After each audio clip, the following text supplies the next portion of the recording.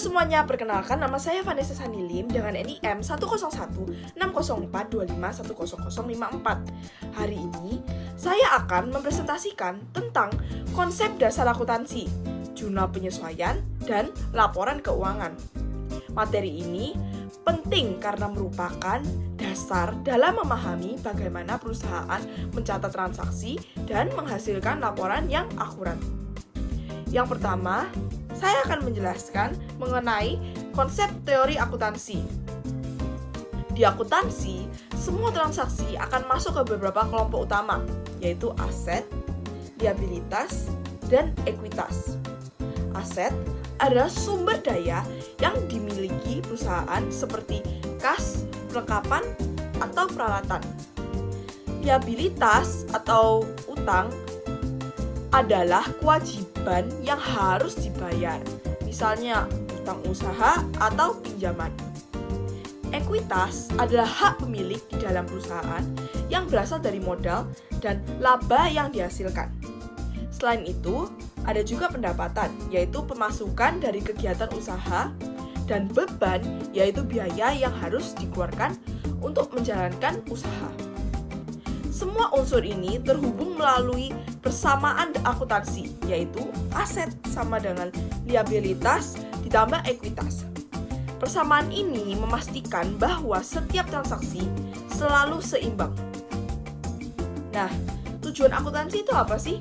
Tujuan utama dari akuntansi adalah menyediakan informasi keuangan yang akurat dan dapat dipercaya. Informasi ini membantu pemilik manajemen dan pihak lain mengambil keputusan, misalnya apakah perusahaan perlu menambah modal, mengurangi biaya, atau melakukan investasi. Selain itu, akuntansi juga digunakan untuk menilai kinerja perusahaan dalam satu periode. Nah, sekarang kita masuk tentang penjelasan jurnal penyesuaian ya. Jurnal penyesuaian dibuat di akhir periode, biasanya akhir bulan atau akhir tahun. Tujuannya adalah untuk memastikan catatan akuntansi sesuai dengan kondisi sebenarnya dan juga memperbaiki akun yang masih salah waktu atau masih belum lengkap, dan juga menyiapkan saldo agar benar sebelum laporan keuangan dibuat. Jurnal penyesuaian sangat penting karena beberapa transaksi tidak terjadi tepat pada waktu yang dicatat atau nilainya berubah seiring jalannya waktu. Contohnya, perlengkapan yang dipakai, beban yang belum dibayar, atau pendapatan yang sudah diterima tapi jasanya belum diberikan.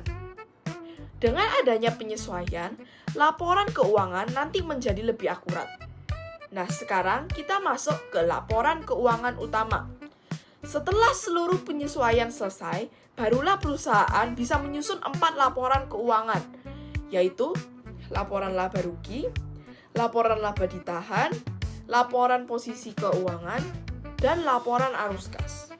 Keempat laporan ini saling berkaitan dan memberikan gambaran lengkap tentang kondisi perusahaan.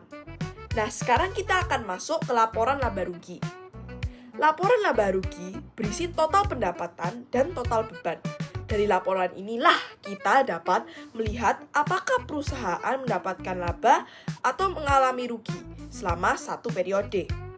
Laporan ini sangat-sangat penting karena menunjukkan seberapa efektif perusahaan menghasilkan keuntungan. Berikutnya kita masuk ke laporan laba ditahan. Laporan laba ditahan menjelaskan bagaimana laba perusahaan digunakan. Rumusnya adalah laba ditahan awal ditambah laba bersih, lalu dikurangi dividen. Hasil akhirnya adalah laba ditahan akhir, yaitu laba yang disimpan perusahaan untuk mengembangkan usaha mereka. Berikutnya, ada laporan posisi keuangan. Laporan posisi keuangan juga yang bisa disebut neraca. Di dalamnya terdapat rincian aset, utang atau liabilitas, dan ekuitas.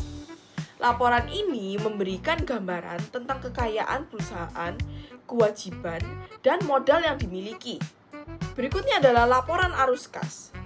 Laporan arus kas mencatat aliran masuk dan keluar kas perusahaan. Laporan ini dibagi menjadi 3 bagian. Arus kas dari aktivitas operasi, investasi, dan pendanaan. Dengan laporan ini, kita dapat melihat dari mana perusahaan mendapatkan kas dan bagaimana kas tersebut digunakan. Inilah akhir dari penjelasan saya. Semoga kalian dapat memahami dasar-dasar jurnal penyesuaian, laporan keuangan, dan juga dasar-dasar awal akuntansi ya. Nah, sekarang mari kita masuk ke proses pengerjaannya. Oke guys, sekarang kita akan mulai ke proses pengerjaannya ya. Jadi di sini saya sudah menyediakan dokumen transaksi jurnal penyesuaian dari CV Coastal Recording. Dan hal pertama yang harus kalian lakukan adalah kalian buka file yang lalu kita kerjakan, yaitu jurnal umum, buku besar, dan neraca saldo sebelum penyesuaian. Dan lalu kita nambah sheet baru. Dan kita beri nama jurnal penyesuaian. Mari kita caps lock dulu. Jurnal penyesuaian. Oke. Lalu kita buka jurnal umum. Karena jurnal penyesuaian itu formatnya mirip-mirip jurnal umum, jadi kita buka dulu jurnal umum. Kita blok ini semua sampai bawah. Tapi hasil akhirnya kita skip dulu ya. Kita copy. Kita paste di jurnal penyesuaian. Nah, ini kita rapiin, kita double tap. Ini semua kita bisa double tap. Nah, agar lebih gampang dibaca. Oke, karena jurnal penyesuaian itu sebenarnya kayak lanjutannya jurnal umum. Jadi kita tidak perlu membuat tabel baru yang bertulisan heading kayak jurnal penyesuaian, terus per 31 Januari 2025 itu tidak perlu. Jadi kita langsung lanjut aja di bawahnya jurnal umum, yaitu pada tanggal 31 Januari, karena setiap jurnal penyesuaian itu pasti di akhir periode. Di sini yaitu 31 Januari. Ini kita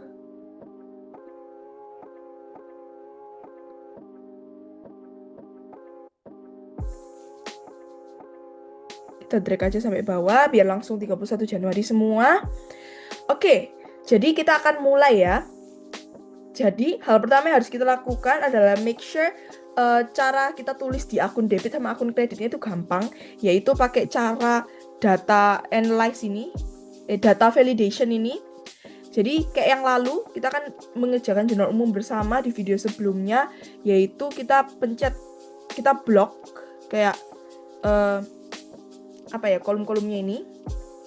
Lalu kita pencet ini di data, di bagian data, kita pencet data validation, lalu kita ubah any values ini menjadi list. Lalu source-nya kita ngambil dari COA. Nah, biar lebih gampang nantinya. Oke, kita pencet OK. Nah, otomatis semua ini ada tanda panah di kanannya. Oke, setelah ini kita bisa mulai. Namun jangan lupa untuk, saya biasa suka langsung dari awal mengganti kolom yang debit kredit yang untuk mencantumkan harga-harga ini langsung ke format ribu, karena kalau tidak ini pasti tulisannya, misal contoh kita menulis 1 juta.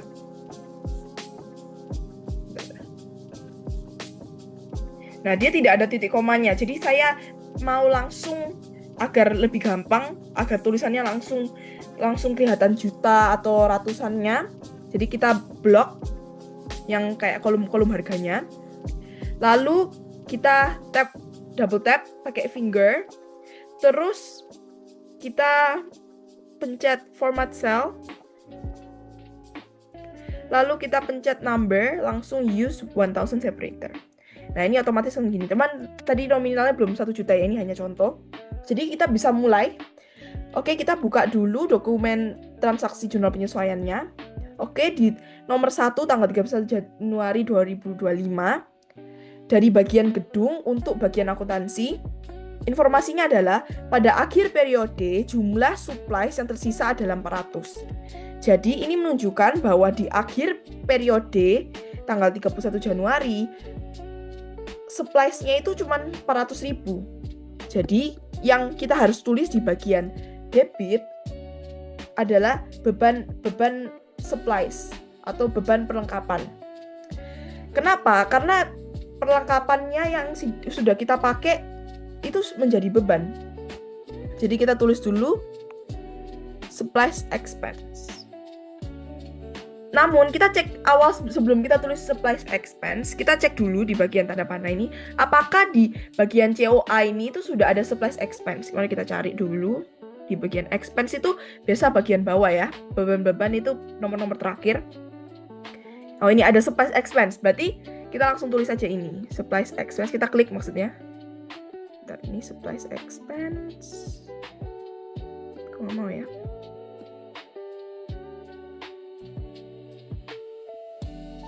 Nah, dan di bagian kreditnya adalah supplies. Karena supplies-nya kita kan berkurang. Jadi kita tulis supplies. Oke. Dan harganya di debit kreditnya itu kita lihat. Pada akhir periode jumlah supplies yang tersisa adalah 400. Nah, kita lihat dulu di neraca saldo itu sebenarnya jumlah supplies-nya itu berapa sih? Supplies-nya di sini 1,5. Dan yang tersisa adalah 400. Berarti yang sudah digunakan adalah 1,1. Jadi jumlah penyesuaian itu apapun yang sudah kita gunakan atau kerjakan. Nah, di sini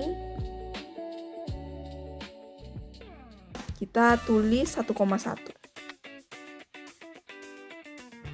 Nah, langsung keluar titik komanya ya. Ini langsung kita sama dengan kan ini. Ups. Nah, langsung. Dan sama seperti caranya kita buat jurnal umum di bagian akun, kita langsung tulis sama dengan if, biar langsung keluar yang bagian ini yang mana. Jadi sama dengan if ini jika sama dengan 0 atau tidak ada isinya, itu kita tulis yang sebelahnya. Namun kalau misal ada, kita tulis yang tetap yang ini.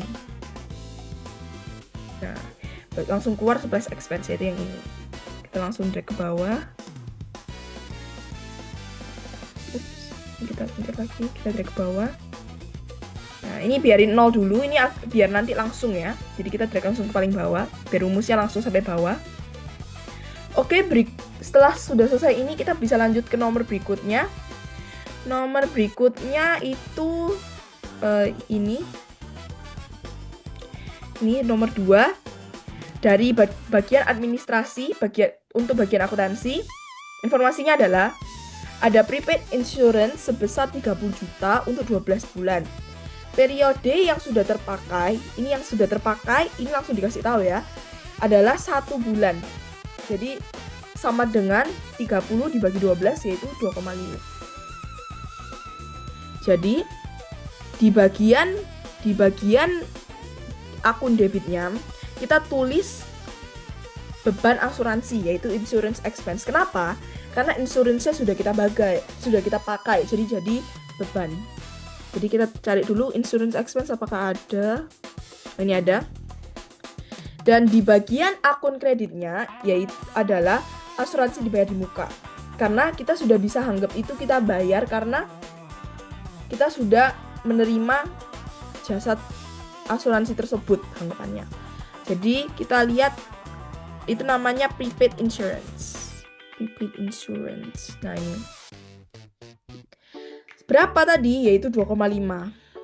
Ini enak ya, langsung tertulis berapa. Ini sama dengan kan ini. Ini kita langsung drag aja ke bawah ya, rumusnya biar sampai bawah. Nah. Ini 2,5 ini langsung tertulis ya, insurance expense di bagian akunnya, ini juga prepaid insurance di bagian akunnya juga sudah tertulis. Kita bisa lanjut ke yang berikutnya, yaitu penyusutan peralatan. Jadi ini dari bagian aset untuk bagian akuntansi nomor 3. Informasinya adalah penyusutan peralatan sebesar 483.000 untuk periode bulan Januari 2025. Jadi ini langsung ditulis ya penyusutannya sebesar berapa. Jadi ini 483. Jadi yang bisa kita tulis di 30 di akun debitnya ini adalah depreciation expense. Jadi beban penyusutan. Lihat. Nah, ini ada depreciation expense. Nah, oke. Dan di bagian akun kreditnya itu adalah akumulasi penyusutan peralatan. Jadi itu bahasa Inggrisnya itu accumulated depreciation.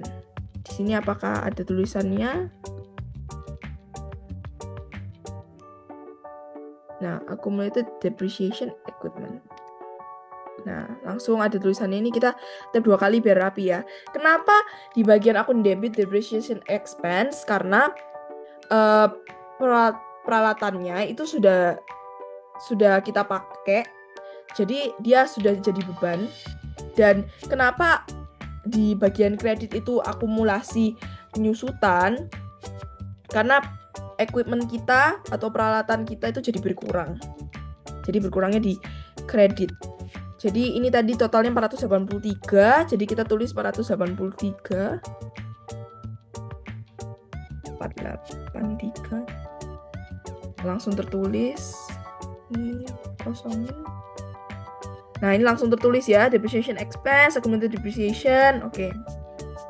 Lanjut ke soal berikutnya, nomor 4.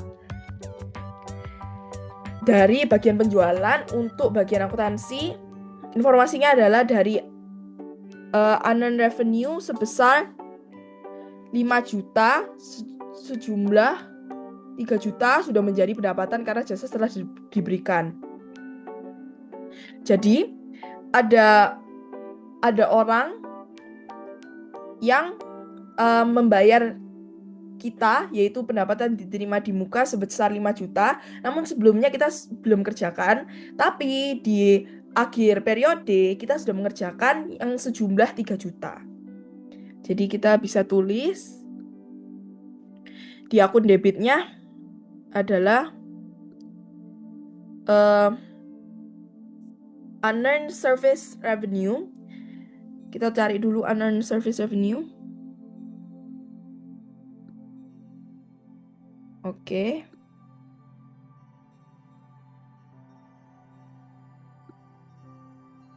Jadi kenapa pembayaran diterima di mukanya kita masukkan di akun debit?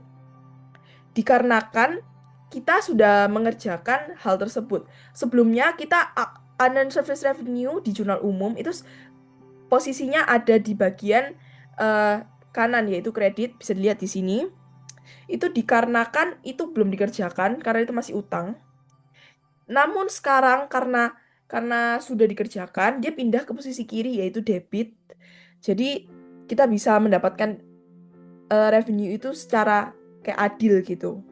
Di bagian kredit kita tulis service revenue, yaitu pendapatan jasa. Service revenue. Oke, karena semua pendapatan jasa itu selalu di bagian kredit ya. Jadi service revenue. Karena kita juga memberikan jasanya kita. Dan tadi itu nominalnya 3 juta. 3 juta. 3 juta yang sudah kita dapatkan secara sah. Oke. Berikutnya, apakah ada soal lagi? Ini ada, nomor 5. Dari bagian gudang, untuk bagian akuntansi, informasinya adalah perusahaan telah memberikan jasa senilai 2,5, namun belum ditagih ke pelanggan. Jadi, kita sudah memberikan jasa, namun kita belum dapat uangnya. Jadi itu seperti piutang ya, karena mereka masih customer masih ngutang kepada kita. Jadi kita tulis di bagian akun debitnya itu piutang yaitu account receivable, dan di bagian kanannya itu pendapatan jasa karena kita sudah mengeluarkan jasanya. Jadi service revenue mana ya? Service. Nih, service revenue. Oke, ini service revenue-nya. Sebesar berapa tadi? Perusahaan telah memberikan jasa 2,5. Ini kita sudah kerjakan 2,5. Oke, kita 2,5. Oke, ini langsung kita kasih. Oke. Berikutnya ini kita langsung drag lagi ke bawah ya, karena kurang kayaknya. Ini juga kita drag ke bawah, karena kurang. Ini juga, biar rumusnya sampai bawah ya ini guys. Jadi langsung kayak, kalau di drag langsung rumusnya itu ada di semuanya gitu. Nah, kita sampai bawah. Oke, soal berikutnya adalah, oke ini nomor 6. Dari bagian operasional untuk bagian akuntansi, tagihan listrik bulan Januari sebesar 1,2 belum dibayar. Jadi, karena belum dibayar kan masih utang. Jadi, tapi kita sudah dapat karena kita sudah menggunakan listriknya. Jadi, itu menjadi beban. Jadi, itu namanya jadi utilities expense. Ini kita masih kurang tanda panahnya. Ini kita tinggal copy. Kita paste di sini lah. Nah, ini tanda pandanya sudah keluar di semua yang kurang. Utilities expense apakah ada? Ini utilities expense. Oke. Lalu di bagian kreditnya itu utang utilitas yaitu utilities payable. Kita cari dulu utilities payable. Nah ya. Utilities expense, which expense? Ini payable, notes payable, account payable, unanswered service, which payable, interest payable, share capital, ordinary. Oke, jadi ini nggak ada. Karena di bagian COA-nya tidak menyediakan utilities payable, jadi kita tulis sendiri, tulis tangan, utilities. Kita U-nya huruf besar ya. Utilities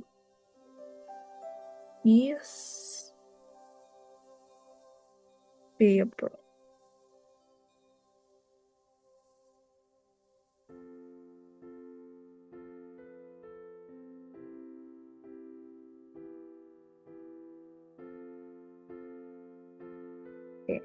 Nah, oke. Setelah kita tulis utilities payable, kita tulis dulu sebesar berapa tadi? Tagihan listrik bulan Januari sebesar 1,2 belum dibayar, 1,2. Jadi kita tuliskan 1,2. Oke, soal berikutnya, kita bisa masuk ke soal berikutnya. Oke, ini nomor 7. Dari bagian HRD untuk bagian akuntansi. Jadi informasinya adalah gaji 3 hari terakhir bulan Januari belum dibayar sebesar 2,250, jadi masih hutang. Tapi karena gajinya karyawannya sudah kita pakai, terus kayak jasanya sudah kita gunakan, jadi itu sudah menjadi beban, jadi beban gaji. Dan di bagian kreditnya itu adalah utang gaji karena belum dibayar. Jadi kita cari salaries and wages expense nih. Dan ini utang salaries and wages payable ya. Ini sudah ada. Nah, sebesar 2,250. Kita tulis.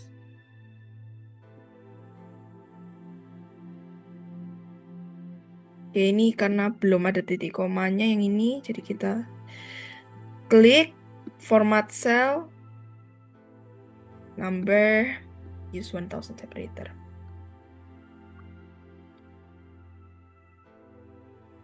Dan ini kok kayaknya ada yang salah.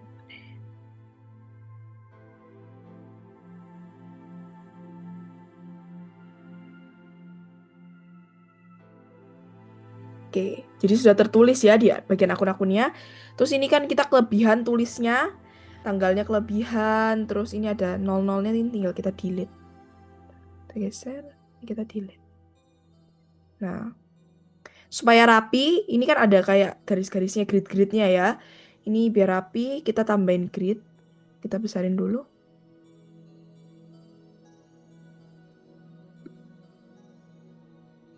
Oke, ini kita kasih grid. All borders. Ini kita hapus ya, ini karena nggak penting.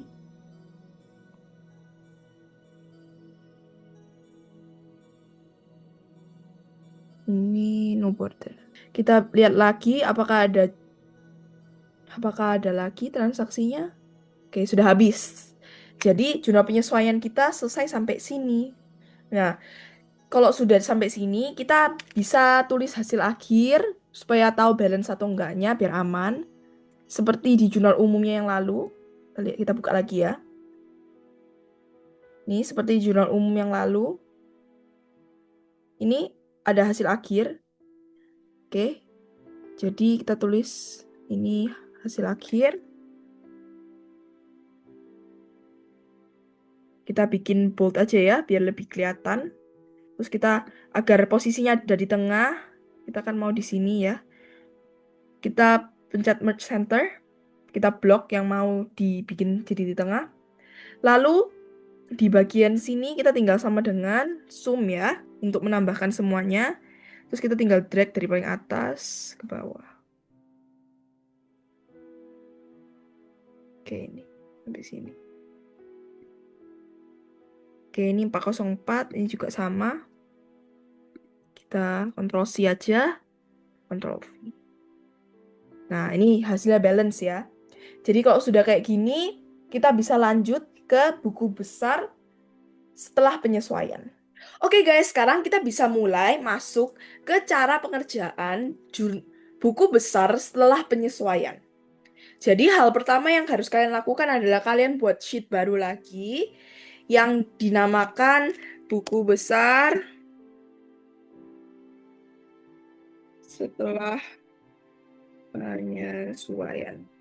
Nah, di pertama yang kalau tadi jurnal penyesuaian tidak ada heading, di sini kita beri heading, yaitu sama persis kayak buku besar.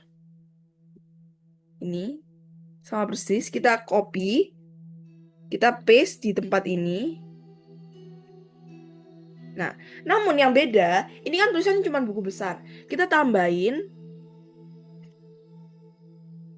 setelah penyesuaian.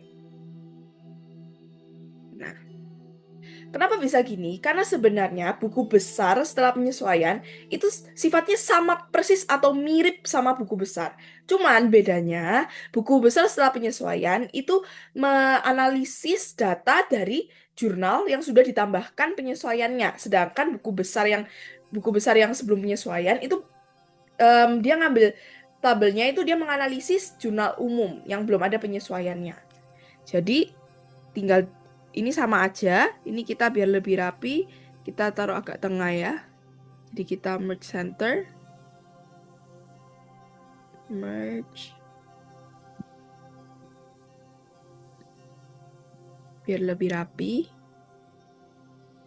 Nah, sekarang kita sudah bisa mulai ke proses pengerjaannya membuat tabel buku besar setelah penyesuaian. Jadi caranya itu sebenarnya sama persis seperti buku besar sebelum penyesuaian, yaitu menggunakan pivot table. Nah, supaya lebih gampang, jadi kita tidak perlu mengulang buat pivot table lagi. Caranya adalah kalian buka file buku besar yang lalu, sheet buku besar yang lalu, kita copy ini, kita copy, lalu kita paste di sini. Nah, tapi pivot table yang kita gunakan ini sebenarnya masih salah. Dikarenakan data yang diambil dari pivot table yang ini masih data dari jurnal umum yang belum ada penyesuaiannya. Nah, kita mau ganti datanya itu ngambil dari analisisnya jurnal penyesuaian. Jadi cara gantinya, kalian pencet pivot table, terus pencet pivot table analyze, lalu di sini ada change data source. Kita pencet. Nah, bisa dilihat yang awal tuh masih di jurnal umum nih, masih di jurnal umum. Dan ini tuh masih belum ada penyesuaiannya ya. Nah, sekarang kita mau ubah. Kita pencet jurnal penyesuaian. Nah, terus kita ambil semua ini.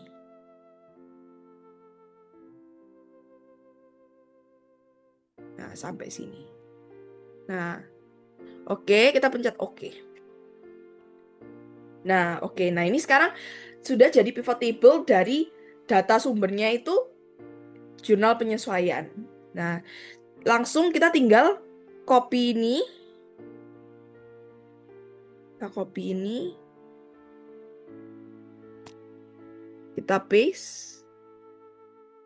Nah, cuman kita tinggal ganti ini akunnya. Ini sama persis kayak buku besar ya. Kita harus catat masing-masing akunnya. Jadi akun kas sudah, sekarang jadi account receivable. Nah, kita ulang lagi.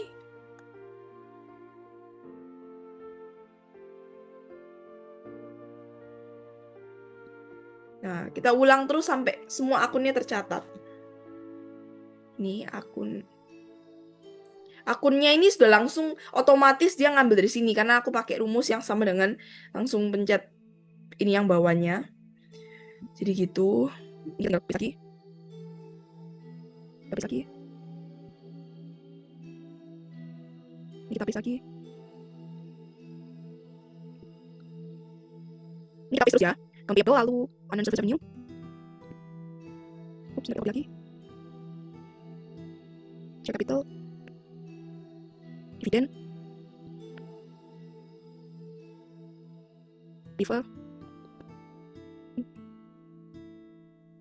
Service revenue. Salaries and wages expense. Rent expense. Utilities expense.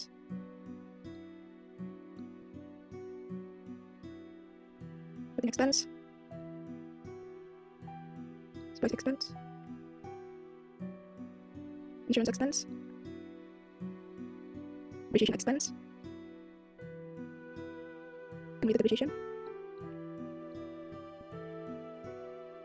Salaries and wages payable.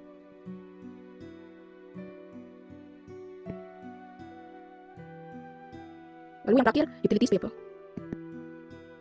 Nah, untuk make sure apa semua sudah tulis, saya hitung dulu ya, 1, 2, 3, 4, 5, 6, 7, 8, 9, 10, 11, 12, 13, 14, 15, 16, 17, 18, 19, 20, 21. Kita hitung apa ada 21, 1, 2, 3, 4, 5, 6, 7, 8, 9, 1, 2, 3, 4, 5, 6, 7, 8, 9, 10, 11, 12, 13, 14, 15, 16, 17, 18, 19, 20, 21. Nah, oke, udah pas ya. Nah, karena ini kan kayak masih ada yang kepotong-potong, kita tinggal double tap biar rapi. Nah, jadi ini buku besar setelah penyesuaiannya sudah jadi. Nah, karena buku besar setelah penyesuaian sudah selesai, kita sudah bisa masuk ke neraca saldo setelah penyesuaian. Nah, jadi neraca saldo setelah penyesuaian itu sebenarnya sama persis seperti neraca saldo, mengambil data dari buku besar lalu menunjukkan hasil-hasil akhir dari grand total dari setiap akun-akun tersebut yang posisinya awalnya di debit dan akun-akun yang posisi awalnya di kredit. Nah, cara buatnya adalah sangat-sangat gampang. Hal pertama adalah buat sheet baru, namakan neraca setelah penyesuaian. Nah, headingnya kita tinggal ambil dari neraca saldo sama kayak tadi. Ini kok kita copy, lalu kita paste. Nah, namun kita tambahin tanda kurung setelah penyesuaian. Oke. Lalu supaya lebih rapi kita taruh di tengah. Jadi kita merge.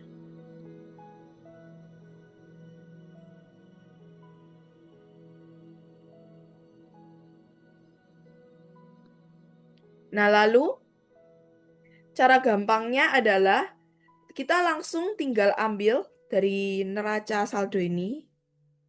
Dari buku besar setelah penyesuaian ini. Kita ambil tabelnya. Oke. Lalu kita masukkan ke neraca setelah penyesuaian, kita tempel. Karena di neraca saldo setelah penyesuaian kita tidak butuh tanggal, debit, kredit, ataupun saldo akhir, kita hapus aja. Namun yang kita butuhkan adalah saldo debit akhir di yang total ini, di yang grand total. Kita butuh. Nah, cara buatnya itu sebenarnya sudah kita lakukan di neraca saldo yang lalu, yang ini. Nah, di neraca saldo yang ini kita sudah memakai rumus menggunakan pivot table, yaitu pencet pivot table analyze, lalu pencet field items and sets, lalu pencet calculated field, dan kita tulis saldo debit di namanya, dan formulanya sama dengan jika if debit lebih besar daripada kredit, maka debit kurangin kredit. Jika tidak, sama dengan kan 0. Nah, nanti untuk di saldo kreditnya, kita menggunakan rumus sama dengan if. Sama dengan if jika kredit lebih besar daripada debit, maka kredit kurangi debit, jika tidak 0. Nah, di sana langsung akan muncul saldo langsung akan muncul ini, saldo debit, saldo kredit. Jadi yang kas, misal contoh kan kas awalnya emang akunnya emang awalnya emang ada di saldo debit. Jadi dia langsung muncul di debit, di kreditnya dia 0. Jadi kayak langsung keluar rumusnya. Nah, karena kita sudah melakukan ini di awal-awal lalu, di video yang lalu, jadi di sini kita langsung sudah mendapatkan pilihan saldo debit dan saldo kredit karena rumusnya sudah langsung tersambung. Nah, jadi kita tinggal pencet saldo debit dan saldo kredit. Nah, ini sudah seperti ini. Lalu kok ini cuman kas? Karena kita belum iniin semuanya. Jadi kita select all. Nah, dia jadi otomatis langsung mengeluarkan nominal dari setiap akun. Jadi ini cash ada di debit, di bagian aset-aset ini semua di debit, terus liabilitas ada di kredit, seperti itu ya. Terus hutang-hutang ada di debit, udah di kredit, piutang ada di debit. Jadi ini sudah komplit. Nah, tapi kan kita tidak membutuhkan grand totalnya. Nah, cara menghilangkannya adalah kita pencet pivot table analyze. Design. Lalu kita pencet grand total. Lalu kita off for rows and columns. Nah, langsung grand totalnya hilang. Nah, tapi yang kita butuhkan adalah sama hasil akhir dari saldo debit dan saldo kredit untuk memberitahu kita apakah saldonya balance atau tidak. Jadi kita tinggal tulis saldo akhir.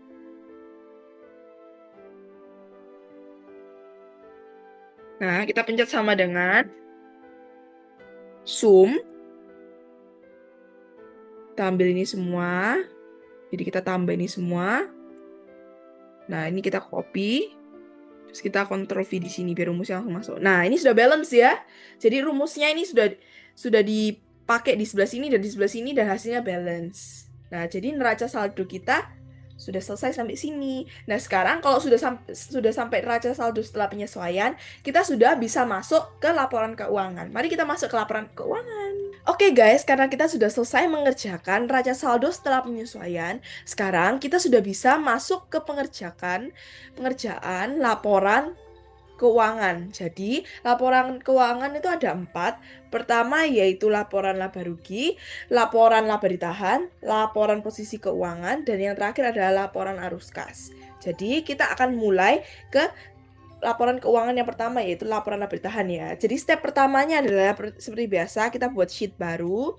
Kita tulis laporan keuangan.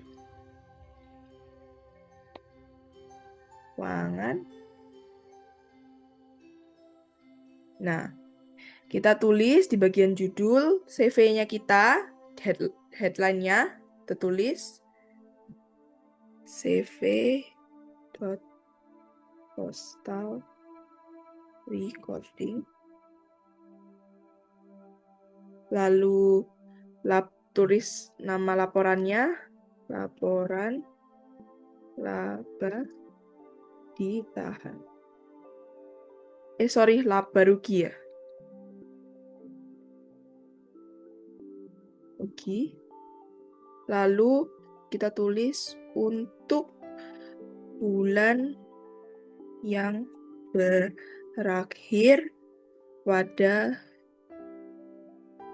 31 Januari 2025. Nah, supaya lebih rapi, kita bisa merge cell.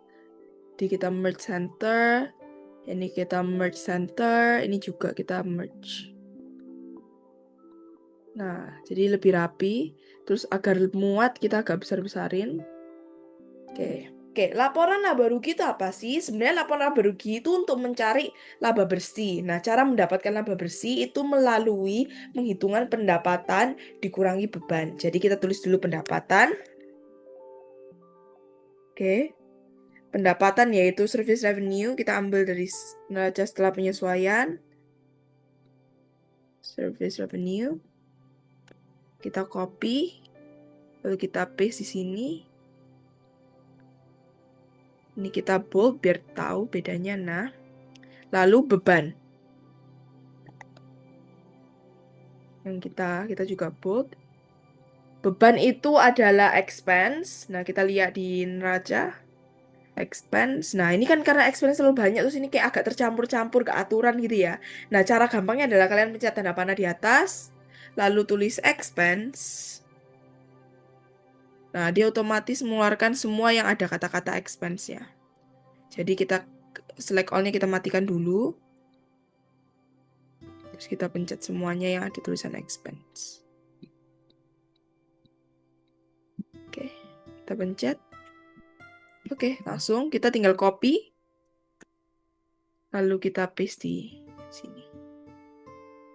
Oke. Nah, sekarang kita mau menuliskan hasil akhir nominal dari nama-nama akun ini. Nah, caranya gimana? Kalau tulis satu-satu kan ribet ya.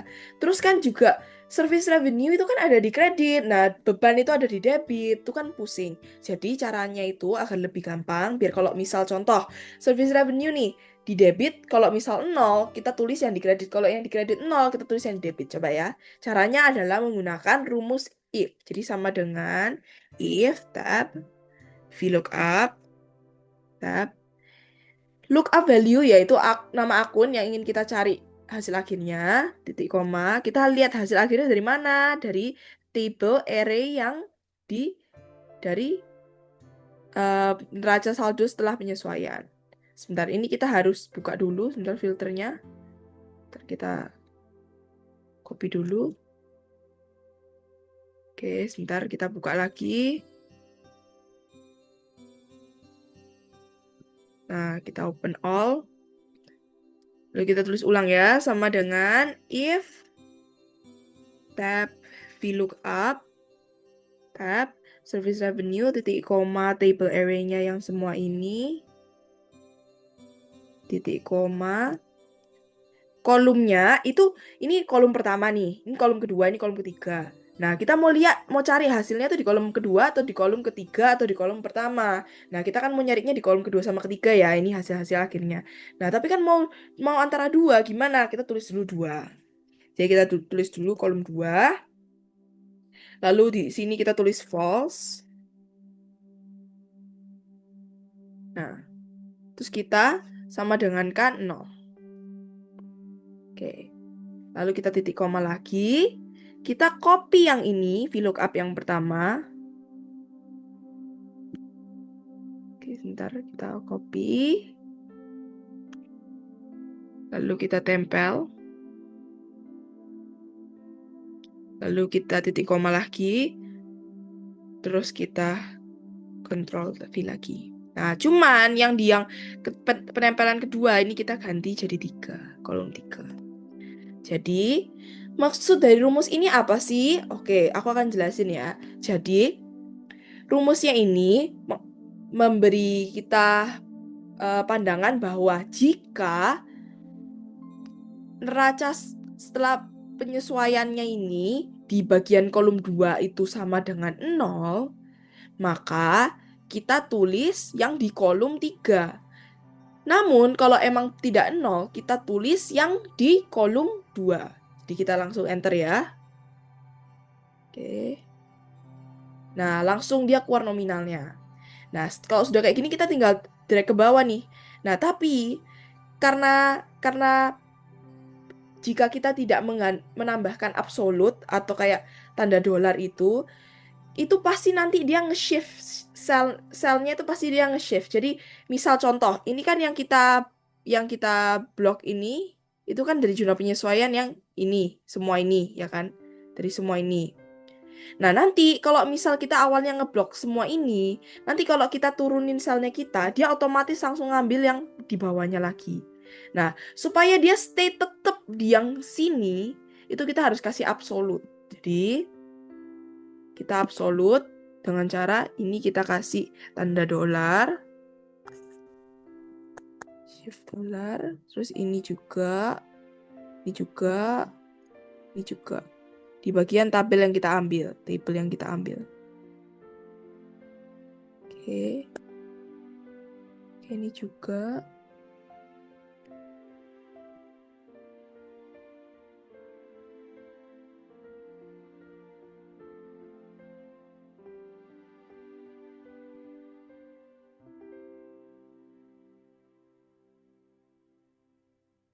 Oke, ini karena semua sudah kita kasih absolut, jadi pasti tabelnya tidak akan bergerak. Jadi dia akan mengukur tabel itu aja. Nah, ini kita tinggal turunin ke bawah, rumusnya pasti langsung ke yang beban-beban juga. Ini. Nih. Nah, ini kenapa emang karena ini emang tidak ada ya, ini cuma nama beban, jadi kita hapus saja. Nah, ini supaya lebih rapi kita kasih titik koma. Oke. Nah, setelah sudah dapat semua hasil-hasil akhir ini, kita akan menghitung laba bersih kita. Kita tulis laba bersih. Oke, kita bold biar lebih kelihatan. Oke. Nah, cara ngitung laba bersih gimana tadi? Sama dengan pendapatan dikurangin oleh sum tab ini semua.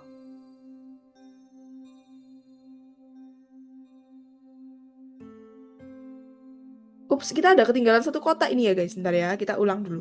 Ini kita kurang turun satu. Oke, oh ini. Oke, sama dengan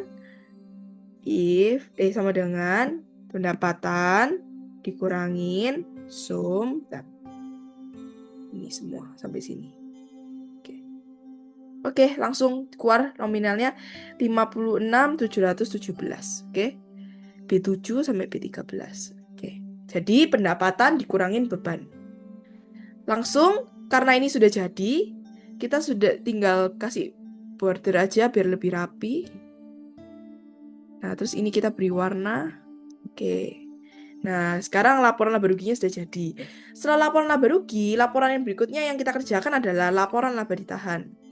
Jadi, kita pakai heading yang sama, cuman nama laporannya kita ganti laporan laba ditahan.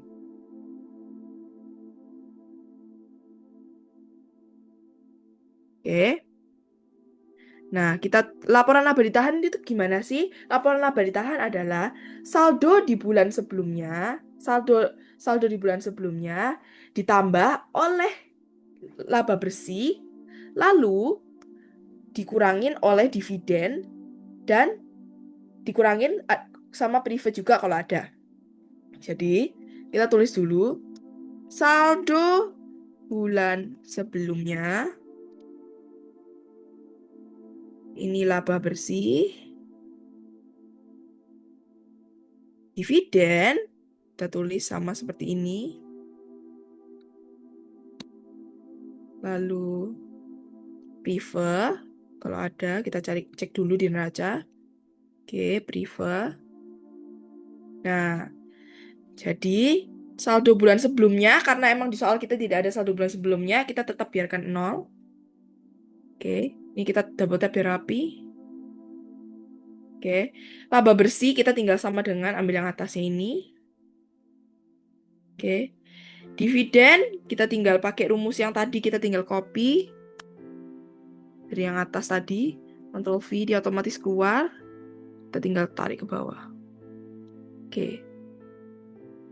Nah, jadi hasilnya adalah saldo akhir laba ditahan.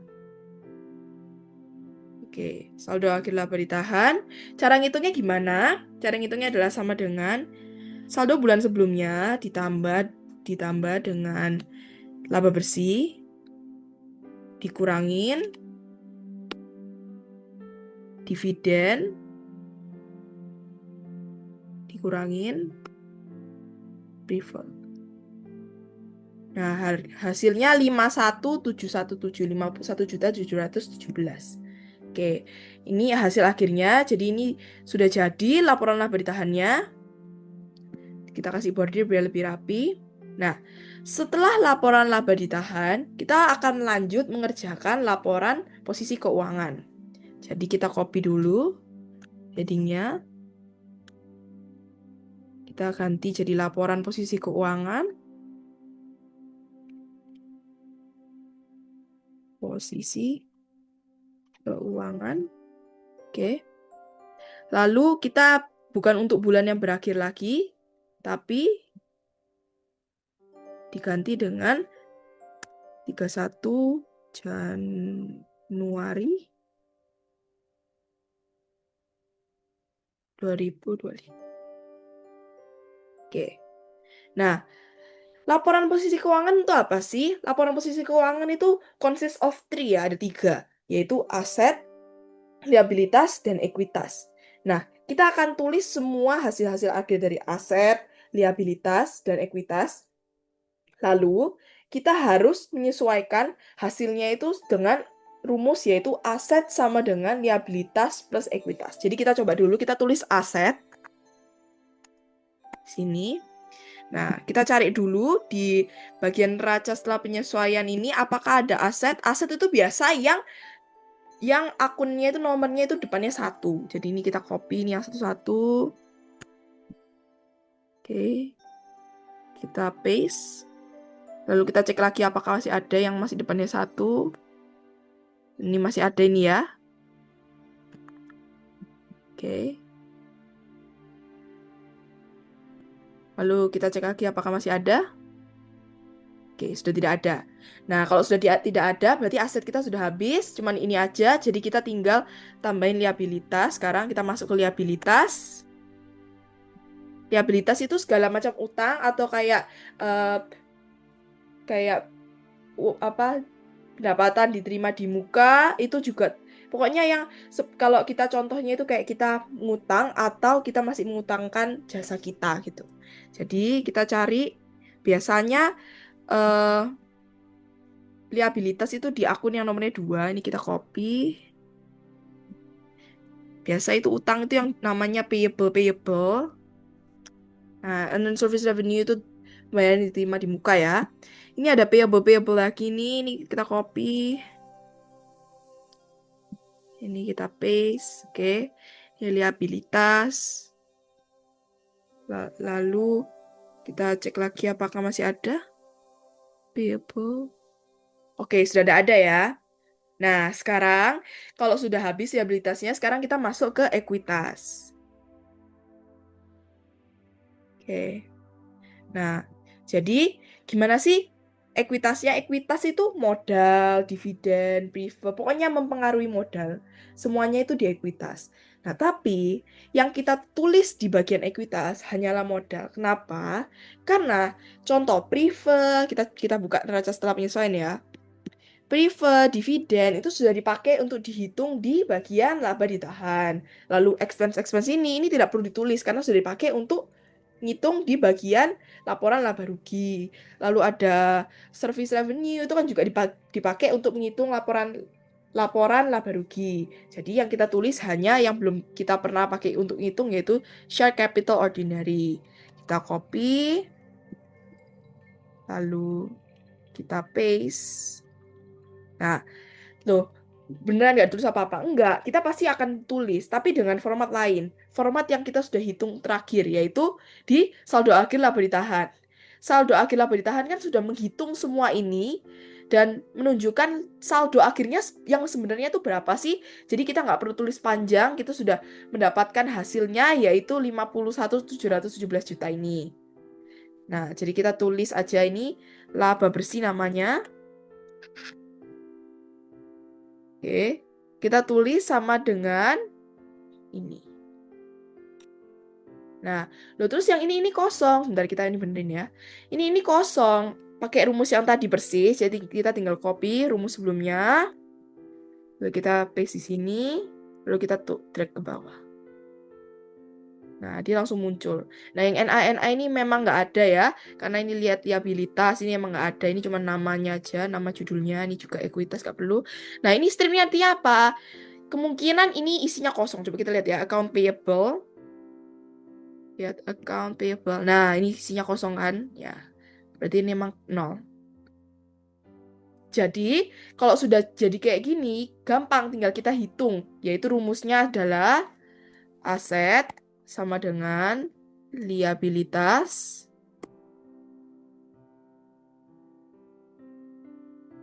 plus ekuitas. Nah, kita lihat. Kita tambahin dulu ini semua sama dengan sum. Tab.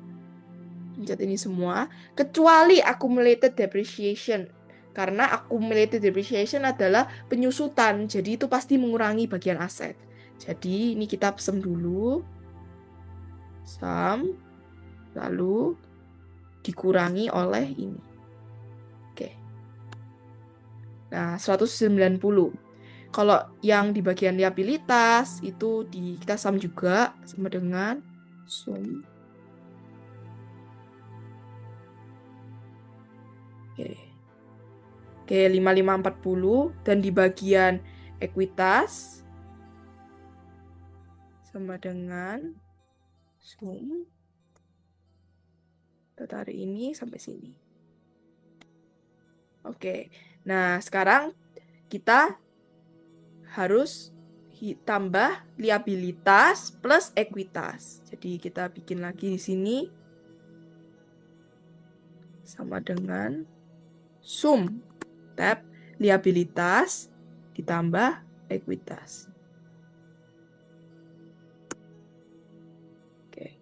Nah, hasilnya 190 167. Nah, ini akhirnya balance kan? Nih. Balance. Jadi kita tinggal tulis saja ini sama dengan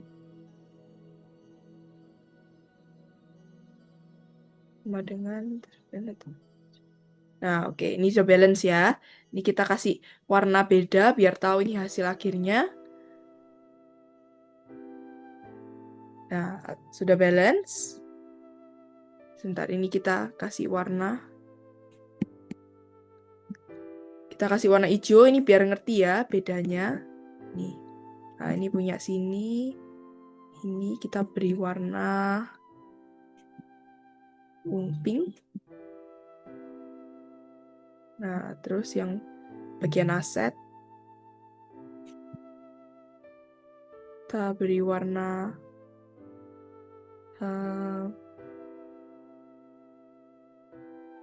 oranye agak tua. Nah, sekarang kan kelihatan ya. Sini hasilnya tadi. Nah, oke.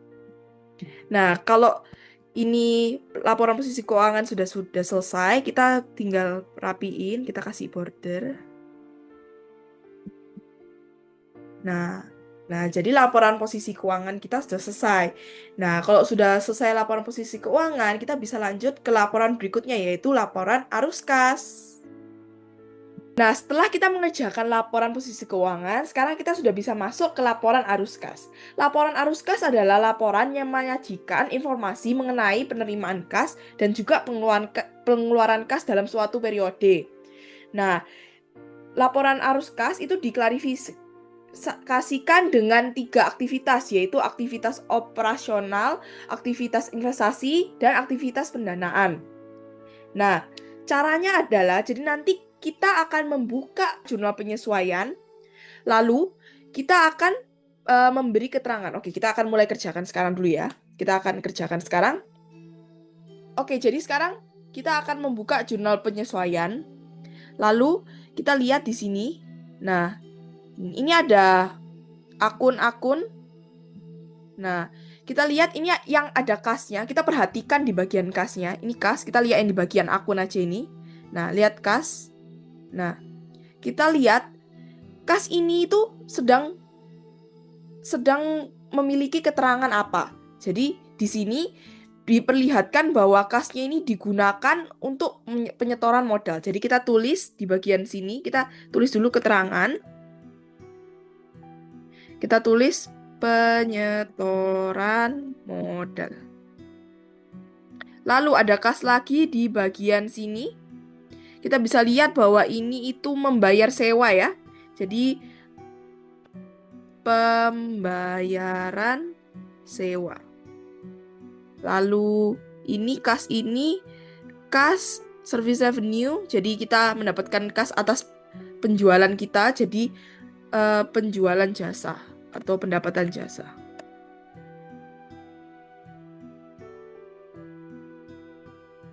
Tulis kas atas pendapatan jasa. Lalu ini ada kas lagi. Ini adalah kas karena supplies. Jadi pembelian perlengkapan ya. Pembelian supplies. Lalu ada kas lagi. Ini ada kas lagi. Ini adalah kas dikarenakan gara-gara ada yang membayar piutang ya. Jadi pembayaran piutang. Lalu berikutnya ada kas lagi di sini. Ini kasnya adalah salaries and wages, jadi beban gaji.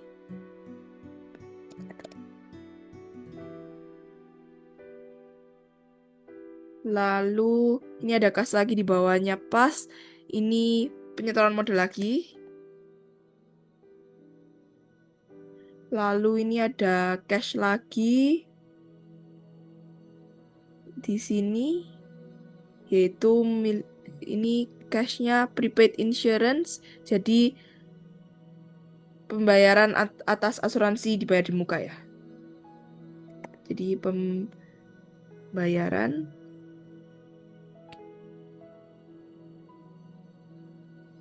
asuransi. Lalu next ini ada kas lagi. Ini kasnya adalah unearned service revenue. Jadi kas atas pembayaran diterima di muka. Oke. Lalu ada kas lagi ini membayar beban utilitas. Lalu kas lagi beban marketing. Lalu ada kas lagi pembayaran utang. Lalu ada kas lagi ini account payable. Jadi pembayaran utang lagi.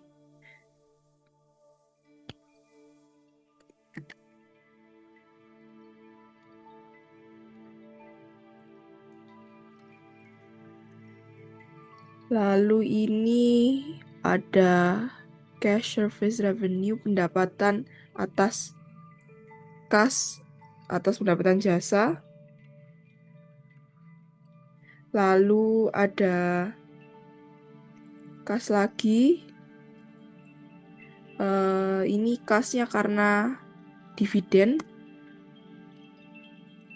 Lalu ini ada kas lagi, ini kas prive. Lalu ini ada sudah habis ya, sudah nggak ada lagi. Nah, karena kasnya sudah habis, jadi keterangan ini sudah semuanya ya.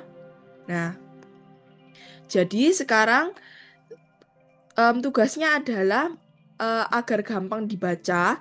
Jadi ini karena ini kan kayak banyak sekat-sekat ya, jadi pusing kayak lihat kasnya. Ini kita mau langsung lihat kasnya aja nih. Nah, caranya itu kita pencet kolom yang paling atas ini, yang heading-headingnya ini. Kita pencet filter, langsung filter. Nah, terus di bagian akun ini kita pencet, kita ganti ke kas aja.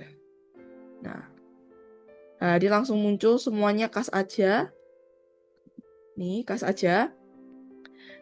Terus setelah ini kita harus mengidentifikasikan apakah kas yang ini itu melakukan aktivitas operasional, investasi, atau pendanaan. Nah, kita bagi jadi 3. Operasi yaitu O, investasi yaitu I, dan pendanaan yaitu P. Oke? Jadi, caranya adalah kita tulis, misal contoh, penyetoran modal. Penyetoran modal adalah aktivitas pendanaan. Jadi kita tulis di paling kiri ini hurufnya P. Oke. Lalu pembayaran sewa. Pembayaran sewa itu aktivitas operasional. Jadi kita tulis O. Oke. Lalu kas atas pendapatan jasa. Kas atas pendapatan jasa itu O. Jadi kita tulis O. Lalu pembelian supplies itu O. Pembayaran piutang itu O. Lalu pembayaran beban gaji itu O. Sorry, ini kedua kali. Ini O. Lalu penyetoran modal itu P, pendanaan, sama kayak tadi. Lalu pembayaran asuransi itu O. Lalu kas atas pembayaran diterima di muka itu O. Lalu beban utilitas itu O, beban marketing itu O, pembayaran utang itu I. Pembayaran utang itu I. Jadi investasi. Pembayaran utang itu investasi. Lalu kas atas pendapatan jasa itu O. Kas atas dividen itu pendanaan P. Dan privat juga P. Nah, oke. Kalau sudah begini, ini juga dikasih heading yaitu aktivitas. Nah, kita mau tambahin tanda panah juga agar lebih gampang. Kita kasih filter juga. Bentar, kita filter. Oke. Bentar, filter. Bentar, kita filter. Nah, otomatis ini ada ininya. Nah, misal kita maunya yang select all ini. Nah, blanksnya kita hapus. Jadi, langsung keluar kas-kasnya yang sudah dikasih penamaan aktivitas-aktivitas ini. Nah, oke. Sekarang kita setelah melakukan ini, kita sudah bisa mulai masuk ke pembuatan laporan arus kas. Jadi, cara pembuatannya adalah kita copy dulu ini headingnya. Lalu kita tempel. Paste. Lalu laporannya ini kita jadiin namanya jadi laporan arus kas.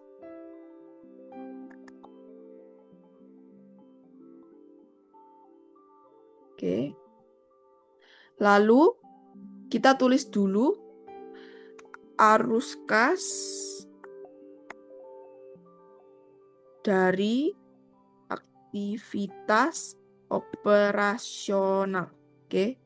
Nah, arus kas yang dari aktivitas operasional apa aja? Kita buka lagi jurnal penyesuaian operasional. Oh, nah ini kita filter, kita hapus ini I sama P-nya. Oke, tinggal O. Nah, kita tinggal copy aja keterangan-keterangan ini yang kita sudah buat tadi. Lalu kita paste di laporan arus kasnya. Sini. Ctrl V. Nah, habis aktivitas operasional ada aktivitas investasi. Jadi ini kita copy, kita buat di sini.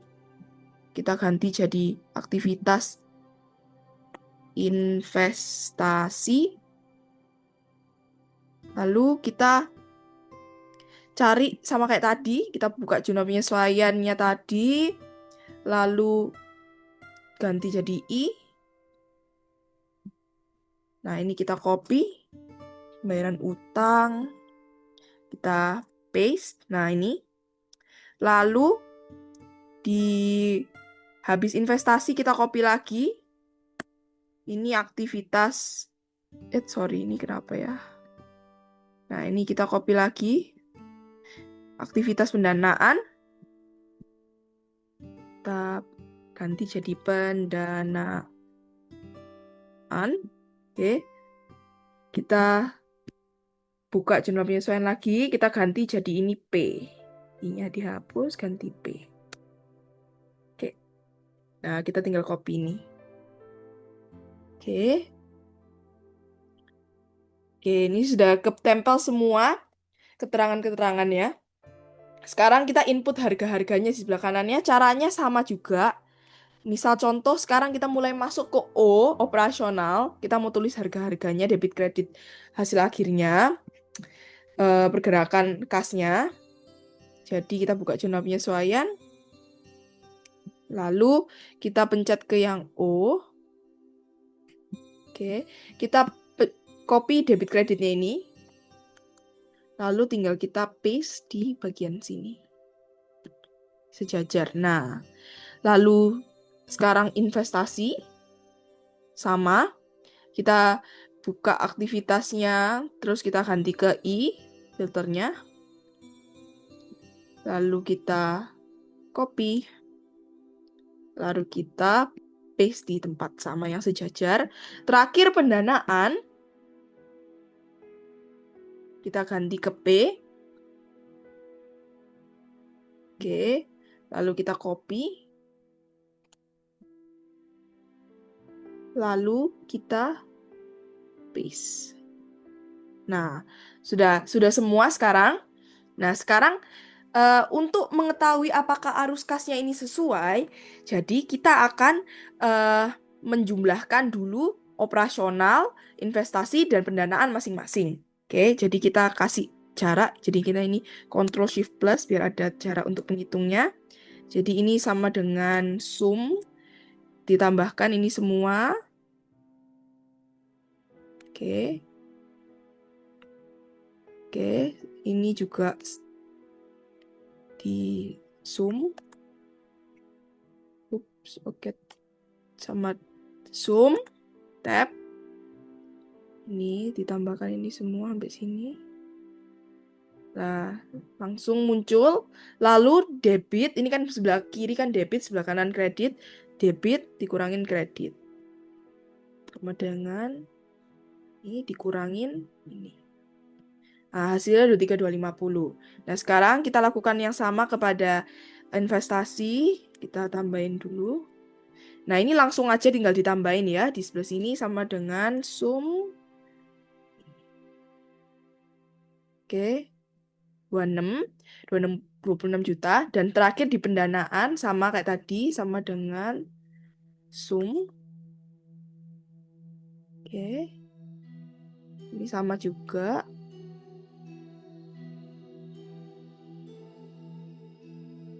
Oke. Nah, lalu ini 100 dikurangi debit dikurangin kredit.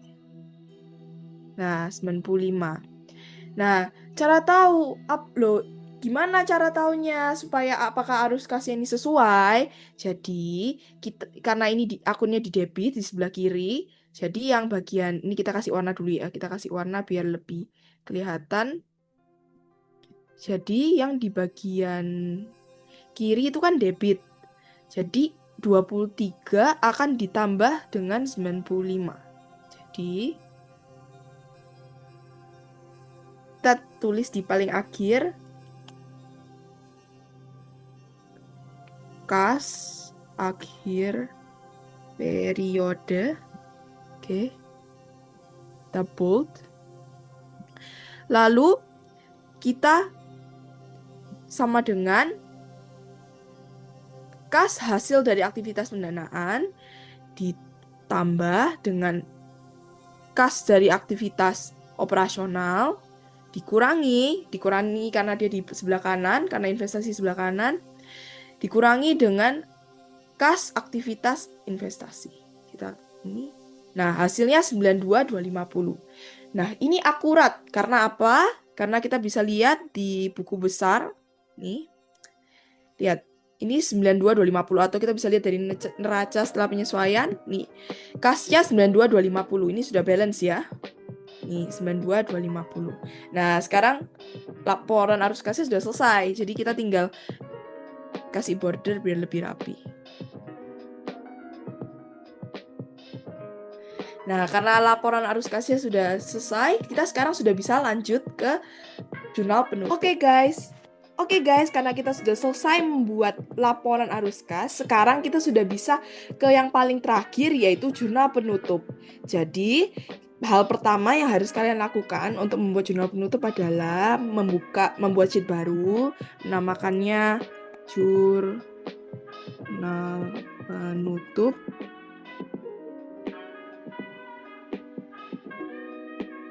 Jurnal penutup.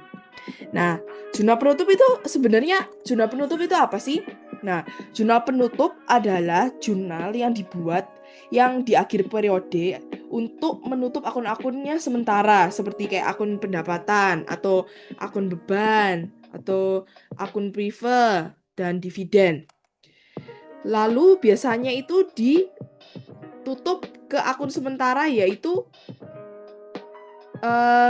biasanya eksternal barugi atau bahasa Inggrisnya income summary. Lalu nanti akan dipindahkan ke akun modal. Tujuannya itu buat apa? Tujuannya agar akun-akun sementara ini memiliki saldo nol di awal periode berikutnya. Oke, jadi hal yang harus kalian lakukan pertama itu adalah membuat heading, yaitu seperti jurnal penutup ini sebenarnya mirip seperti jurnal umum. Jadi kita tinggal copy aja layoutnya aja, bukan copy persis. Nih, kita kembaliin seperti normal dulu.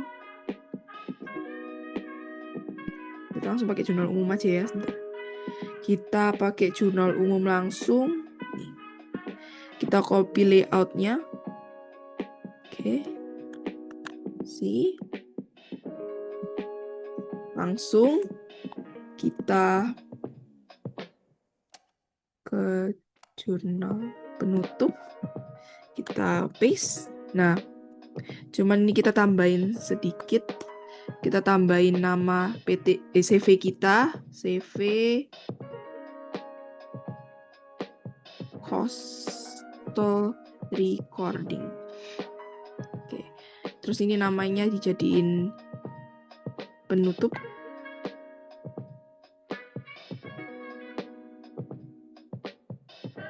Lalu ini di merge.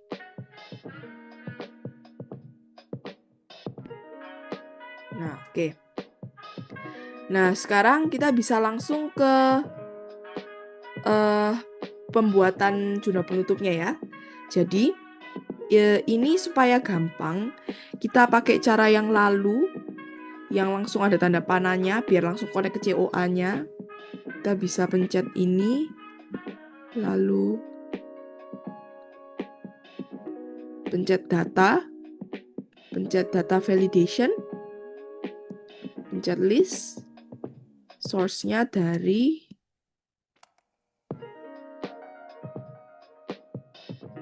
COA.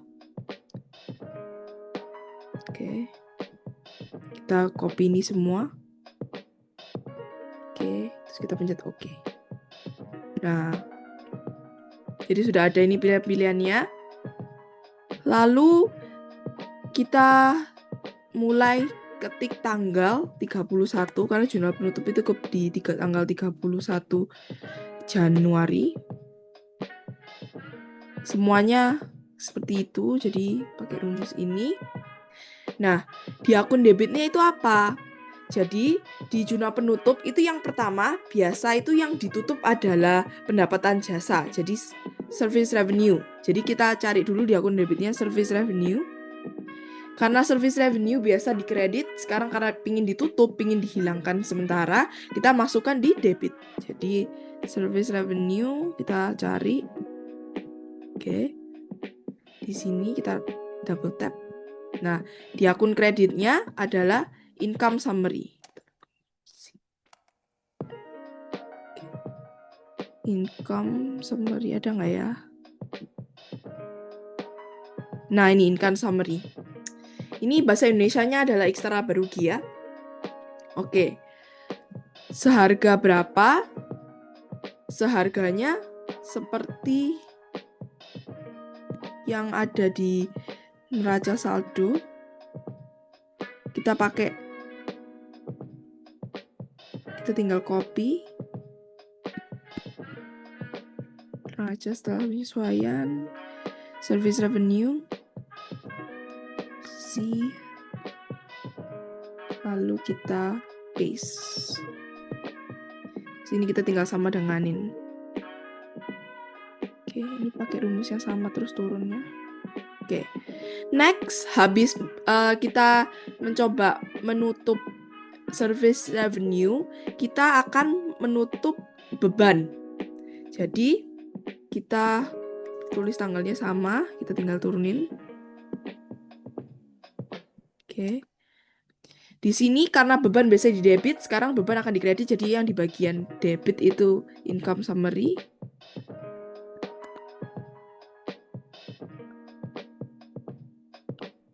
Yang di bagian kredit itu semua expense. Jadi supaya gampang, aku langsung, ini kita hilangin dulu data validation-nya, clear all. Oke. Nah, karena beban itu banyak sekali, jadi tinggal langsung copy aja. Ini semua expense, ini expense. Nah, kita copy, lalu kita paste. Terus untuk harganya, lalu kita paste di jurnal penutup. Lalu income summary ini isinya sama dengan sum dari semua sini sampai bawah. Oke, ini 53783. Kita rapikan, sekarang kita akan menutup laba ke modal karena perusahaannya di sini kita nggak rugi karena kita laba atau untung. Jadi bagian income summary-nya di kiri. Jika kita rugi, income summary-nya di kanan. Jadi kebalikannya. Karena ini kita untung, jadi income summary-nya di kiri. Oke. Lalu di sini adalah modal share capital ordinary, tapi yang ditulis adalah laba bersih dari ini kenapa kok yang ditulis adalah laba bersih dari laporan laba rugi.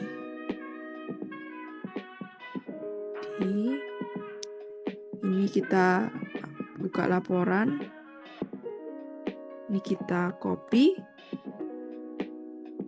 kita paste.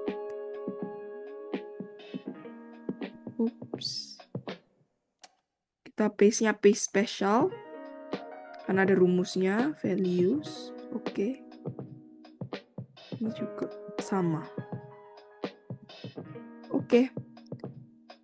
Next, habis income summary, kita akan menutup dividen dan preferred. Jadi di bagian debitnya, kita tulis share capital ordinary. Lalu di sini di bagian kreditnya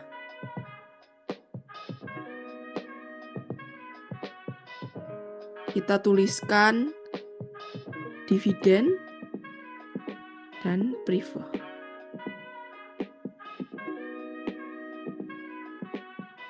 Karena biasa dividen sama preferred di debit, sekarang dipindah ke kredit. Lalu kita sama dengankan, kita copy dividen sama preferred-nya dari neraca setelah penyesuaian.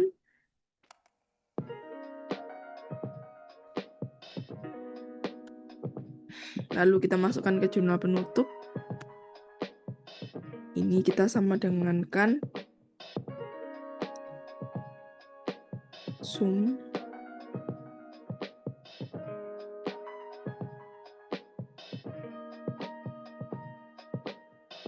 Nah, ya 5 juta.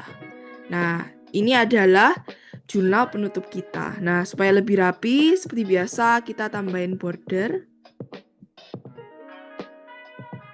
Nah, ini 31 Januarinya kurang.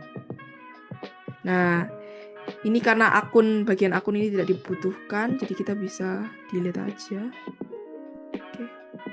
Nah, sekarang bagian jurnal penutup sudah selesai. Terima kasih sudah mau mendengarkan penjelasan saya mengenai jurnal penyesuaian hingga buku besar setelah penyesuaian, raca saldo setelah penyesuaian, laporan keuangan, hingga jurnal penutup. Aku harap kalian dapat memahami lebih mengenai akuntansi. Terima kasih sudah menonton. Bye-bye.